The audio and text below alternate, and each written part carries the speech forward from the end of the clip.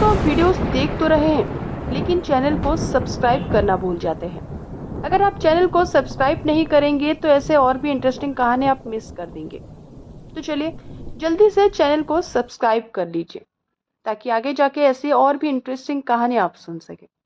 दोस्तों, समाज में हर शख्स की एक कहानी होती है, ठीक उसी तरह भूतों की भी कहानी होती है। लेकिन कुछ इंसान इन भूतों की कहानियों को बस एक वहम बता देते हैं और कुछ इंसान इन कहानियों पर यकीन करते हैं। मैं आपको आज विक्रम रघुवंशी के साथ हुई घटना के बारे में बताने जा रही हूँ, जिसने न केवल विक्रम की जिंदगी बदली बल्कि उसे पागल कर दिया।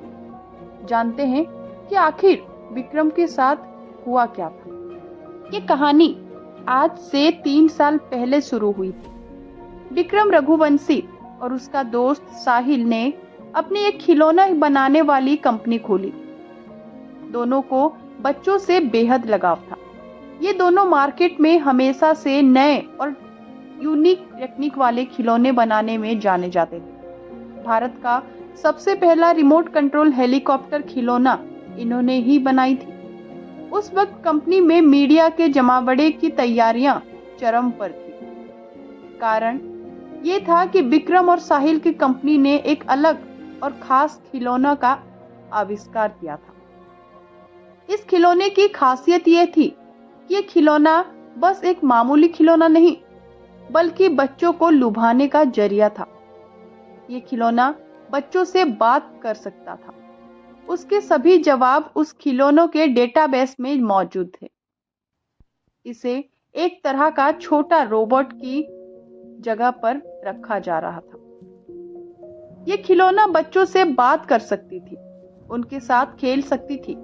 ये खिलौना बस वो सारे काम कर सकती थी बच्चे जो अपने दोस्त के साथ करना चाहते हैं, अर्थात खेलना, कूदना, उनसे बातें करना और भी बहुत कुछ। उसी दिन विक्रम की बातें अमेरिका के एक टॉप कंपनी से हो रही थी। विक्रम ने अपनी कंपनी के इस खिलौनों के अधिकार को अमेरिका का कंपनी को बेच दिया था। ये बात उसने साहिल को नहीं बताई थी। अगले दिन मीडिया साहिल और विक्रम से इस खिलौने के बारे में बात कर रही होती है। ये फंक्शन में वो बस इस खिलौनों की टेक्नोलॉजी को विस्तार रूप से समझा रही होती है। इस इंटरव्यू और ऑनलाइन इवेंट का प्रकाशन पूरे विश्व भर में हो रहा होता है। भारतीय समय अनुसार जब शाम का समय प्रगति पर था, उसी वक्त अमेरिका से एक खबर आई जिसके तहत साहिल और विक्रम की कंपनी के इस खिलौने पर चोरी का आरोप लगा। खबर के मुताबिक वो खिलौना का पेटेंट अमेरिका की टॉय कंपनी को जारी हुआ है। इसका साहिल को काफी बुरा प्रभाव पड़ा और उसने सुसाइड कर लिया। इस खिलौने को बनाने में उसने काफी मेहनत करी थी। वो पैसे से इंजीनियर था, लेकिन इस सदमे में वो नहीं रह पा रहा था। अब वो खिलौनों की कंपनी पूरी संपत्ति अकेले विक्रम की हो गई थी। साहिल को मरे हुए अब 3 साल हो चुके थे। विक्रम आर्थिक रूप से काफी मजबूत हो चुका था। उसकी शादी भी हो चुकी थी। साहिल के हिस्से का भी उसने भुगतान करने को मना कर दिया था। एक दिन जब वो रात के 9 बजे अपने ऑफिस से घर की ओर निकल रहा था, तो उसे अपनी रॉयल्टी के कागज ढूंढने थे ताकि वो उन कागजात को अपने पास संभाल के रख सके। इसी कागज को दिखा के ही उसे अमेरिका की कंपनी ने रॉयल्टी देने का वादा किया था। वो कागजात ढूंढने लगा। ऑफिस से सभी कर्मचारी चले गए थे। उसे वो कागजात ढूंढने में काफी समय लग गया। वो कभी कंप्यूटर के टेबल पर ढूंढता तो कभी कागजात तहखाने में ढूंढता, लेकिन उसे हर बार निराशा ही मिली। उसने कागजात को ढूंढने के लिए हर दिन अपने ऑफिस के काम को खत्म करने के बाद अपना कागज ढूंढना जारी रखा, लेकिन हर बार की तरह इस बार भी उसे मायूसी का सामना करना पड़ा। बस इसके बाद लगातार डिप्रेशन की स्थिति में ग्रस्त हो रहा था।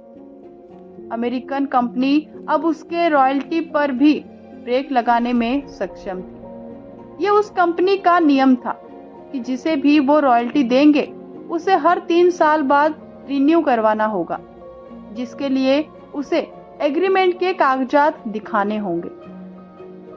वो अब कागजात ढूंढते हुए हार जाता है। उसे इस बात का डर रहता है अब उसे रॉयल्टी नहीं मिलेगी। उसकी कंपनी में बनने वाले खिलौने भी इतने नहीं बिक पाते थे कि अपने घर पर खर्चे को संभाल सके। उसने सोचा कि अब वो कंप्यूटर में सेव फाइल में से समझकर वैसे ही डॉल बनाएगा ताकि उसकी कमाई हो जाए।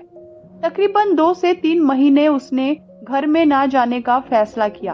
उसने अपना फैसला अपनी पत्नी को बता दिया था। इन 3 महीने में उसे अमेरिका कंपनी से मैसेज आ गया था कि वो उसे अब रॉयल्टी नहीं देंगे।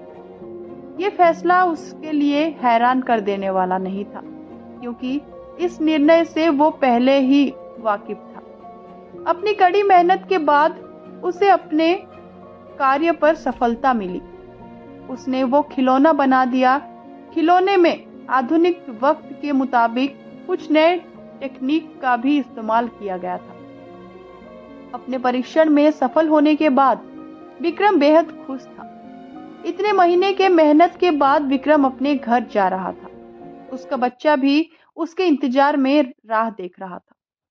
विक्रम अपने घर की ओर निकलते हुए विक्रम ने खुद से बनाया हुआ खिलौना अपने बच्चे के लिए ले जाना मुनासिब समझा। विक्रम ने सोचा कि अब उसकी जिंदगी बदल जाएगी। वो फिर से खुशी भरा जीवन जीने लगेगा। लेकिन उसे क्या मालूम था कि खिलौना उसका वर्तमान एक बुरे लम्हे का आगाज होगा। जैसे ही वो गाड़ी से उस खिलौनों को लेकर बैठा, उसके साथ अजीब घटना घटित होने लगी। गाड़ी का पेट्रोल अचानक से पूरा खत्म हो गया। गाड़ी स्टार्ट भी नहीं हो पा रही थी। कार के गेट खुद ब खुद बंद हो गए। उसे घुटन महसूस हो रही थी। खिलौने में से अजीब से हंसने की आवाज आ रही थी। यह हंसी की आवाज विक्रम के कानों में दर्द पैदा कर रहा था। वो बेहोश हो चुका था। जब उठा तो खुद को अपने घर के बाहर पाया। उसके रोंगटे खड़े हो गए। वो घबराया हुआ था। वो डॉल लेकर जल्दी से अपने कमरे की ओर भागा। उसे ऐसे देखते हुए विक्रम की पत्नी डर गई और बच्चे ने हाथ में डॉल देखी तो वो भी अपने पापा के तरफ नन्हे कदमों से दौड़ा। विक्रम ने वो डॉल झट से अलमीरा में छुपा दिया और उसका ताला लगाकर चाबी अपने पास रख ली। उसने ये सब होने के बाद तुरंत कंपनी के मैनेजर को फोन किया और इस खिलौने को बनाने से रोकने को कहा। अगले दिन वो अलमीरा में उस डॉल को निकालकर समुंदर में फेंकने का सोचा, लेकिन जैसे ही उसने अलमीरा खोला वो हैरान रह गया। अलमीरा में तो वो डॉल था ही नहीं। वो बहुत टेंशन में आ गया। वो जल्दी से तेज रफ्तार में भागा और अपने बच्चे को ढूंढ रहा था, लेकिन जिसका डर था उससे वही हुआ। उसका बच्चा उसी डॉल के साथ खेल रहा था। विक्रम अपने बच्चे से वो खिलौना छीन कर ले आया। वो डॉल उसके हाथ में आते ही वही अजीब सी हंसी के साथ हंसने लगा। मेरे से पीछा नहीं छुड़ा पाएगा विक्रम। मेरी मेहनत को तुमने चंद पैसों के लिए बेच दिया। ये आवाज किसी और की नहीं बल्कि उसकी दोस्त साहिल की थी। विक्रम काफी डर गया। उसने वो डॉल समुंदर में फेंक दिया, लेकिन इसके बावजूद साहिल की आवाज सुनाई दे रही थी। यह आवाज उसे पागल कर दे रही थी और इसी तरीके से रोज वो आवाज विक्रम को सुनाई देती है। आज भी विक्रम चैन से सो नहीं पाता है।